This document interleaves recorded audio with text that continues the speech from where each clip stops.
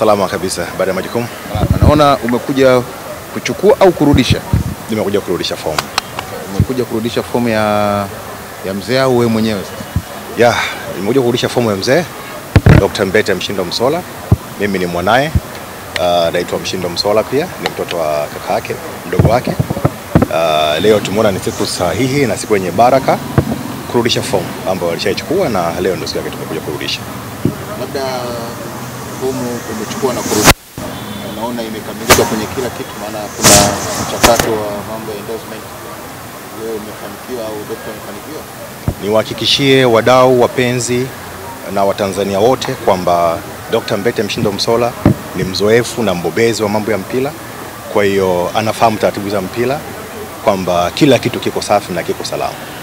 Mchakato mzima wakati unachukua fomu na kurudisha, hakuna bughudha wala ni mchakato ulikuwa? Kila kitu kiko very smooth, na tunashukuru tunashukuru TFF, taratibu ni mzuri na hakuna bughudha yoyote.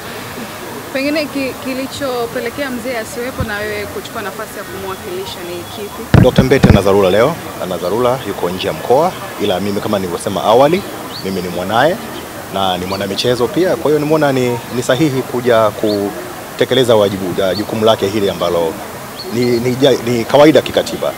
Katiba inaruhusu kumletea fomu yake. Hii sio mara ya kwanza kwa daktari kuingia kwenye nafasi nyingine kama hii. Kwa sasa klabu, lakini pia alishawahi kutoka kwa nyuma. Labda sasa hivi utayari wake ukoje? Ukishakuwa mzoefu ni mzoefu tu. Huwezi kuumbishwa sana. Uzoefu unazidi kuongezeka kwa sababu hajawahi kutoka nje ya michezo. Maisha yake ni ya michezo. Yeye ni msomi wa michezo wa mpira. Kwa hiyo tegemeni tu kwamba kama atabahatika, Mungu akimjalia kuwa kiongozi, basi tutegemee mambo mazuri na makubwa kutoka kwake. Asante. Issue ya endorsement, nasema kama kila kitu kiko sawa, kama amefanikiwa kupata endorsement ambazo inaweza kwa maana hii. Labda niliseme tena hili kwamba Daktari Mbete Mshindo Msola ni mbobezi wa haya mambo na anafahamu taratibu za uchaguzi. Kwa hiyo niotoe shaka kwamba kila kitu kiko sawa kabisa.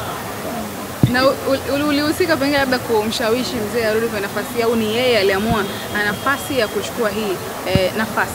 Kwa wanaonifahamu wanajua kabisa kwamba Dr. Mbete mimi ni rafiki yake, ukiacha tu mtoto, ila ni rafiki yake wa karibu sana, hasa kwenye mambo ya michezo. Kwa hiyo nilihusika kwa namna kubwa tu kumwambia huu ni wakati sahihi yeye kurudi sasa kwenye ngazi kubwa kabisa ya kuhakikisha mpira wetu unaenda mbele zaidi na zaidi. Wewe kwa kuhusika hapo unaamini kuna kitu Dr. Mshindo anapaswa kuja kukiongeza na kimemisi? Sahihi. Kila nyakati zinakuwa zina nafasi yake. Kwa hiyo naamini daktari atakuja kubadilisha na kuongeza ama kuleta chachu zaidi kwa yale ambayo wenzake wameshaanza na kuendeleza.